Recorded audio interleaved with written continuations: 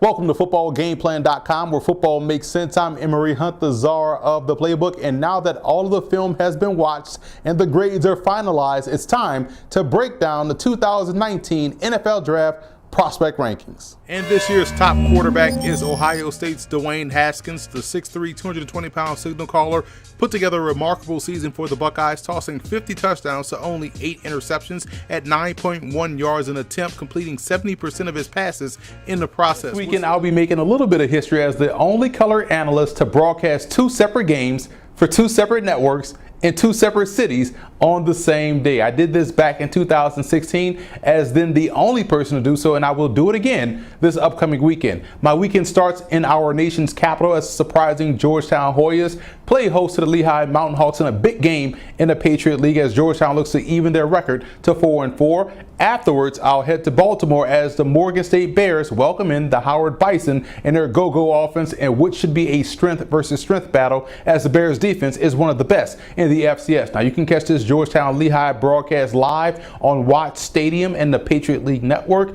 and the Morgan State Howard game will be broadcasted on ESPN3 in the Watch ESPN app and on the local Me TV network in Baltimore. We're here with the czar, Emory Hunt, and the quarterback, Mike Niebrick.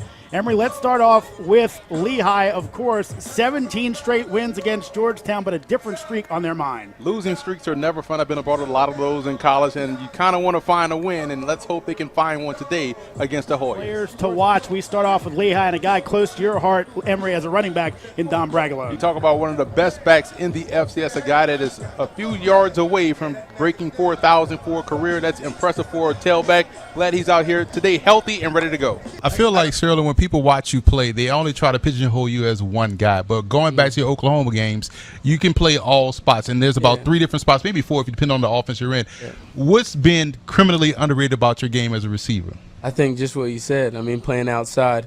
I've been more of a slot guy. That's where I do most of my damage, and I love the slot. But I had times to go outside, and every time I went outside, I showed up. And in this offense with our new coaching staff and the new offensive coordinator, I will have a chance to go outside. So I can't wait to see what I can do out there and show everybody what I can do. Let's recap Emory's picks. Here's your cheat sheet, if you will. You can take a screen grab if you need it. He's got Los Angeles, Green Bay, Houston, Cal, Washington, and Virginia Tech. Those are the picks. And before I let you go, Emory, you were on point with North Texas 2 weeks ago. You're on point with Army. You got any extra little picks there that I can write down on here? I have a personal pick for you right here. My Raging Cajuns are 50-point or 49-point underdogs against Alabama.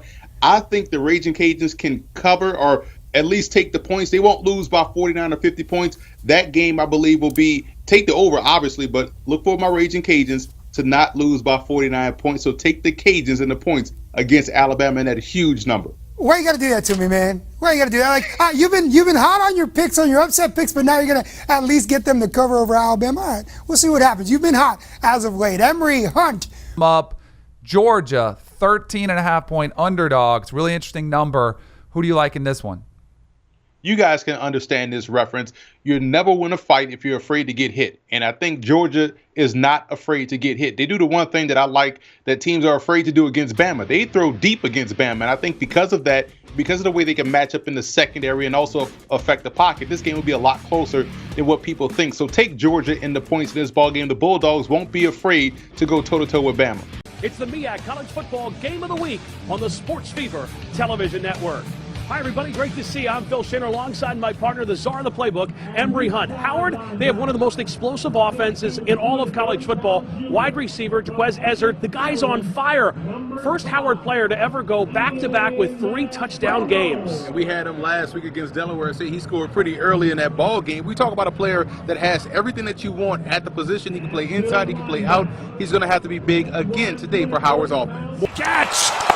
Oh! Jaquez Ezzard, welcome back. The one-hander for the touchdown. Outstanding throw, outstanding reception right there by the Howard Bison offense. That's probably the best throw Caleb Newton has made in the last couple of games. And what a great job by Ezzard using his free arm to keep the distance away from the defensive back and reaching out with his forehand to go out there and make the one-handed reception.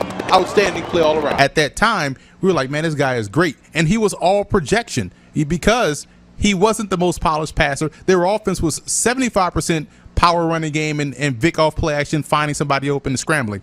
But you couldn't pass on him at one because you'd never seen a quarterback run a 4.2. You never seen a quarterback with that laser of an arm. We're going to figure it out, but we got to take him.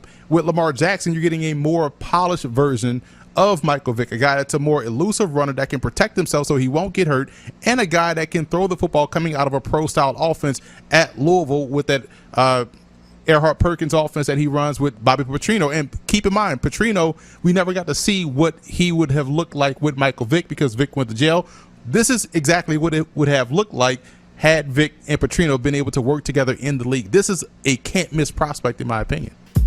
Welcome to FootballGamePlan.com, where football makes sense. I'm Emory Hunt, the czar of the playbook. Bring you another edition of 4 Downs with the Czar, where the New York Jets played host to the Indianapolis Colts, and the Jets were able to come away victorious by the score of 42-34, pushing their record to 3-3 on the season. Offensive takeaways in this ball game for the New York Jets. Sam Darnold, I thought, played his best game as a pro. He saw the field well. He actually outplayed Andrew Luck in this ball game, so he did a great job getting the football to many different targets in this ball game. Quincy Enunwa went down early with an injury, but guess what? Jermaine Curry stepped in, and played exceptionally well. Here's what I always say. If you're good enough, you're big enough. If you fast, you fast. Fast translates, and that's the biggest thing. One thing I like about your game as well is that you are also out here doing a great job in pass pro. That's the hardest thing to pick up, yet you excel. Was that something you were taught early at UMass? I was soft when I first came in. I can't even lie to you, man. I was about 175 when I came to UMass. You know, them guys was bigger than me. I was a big one in high school.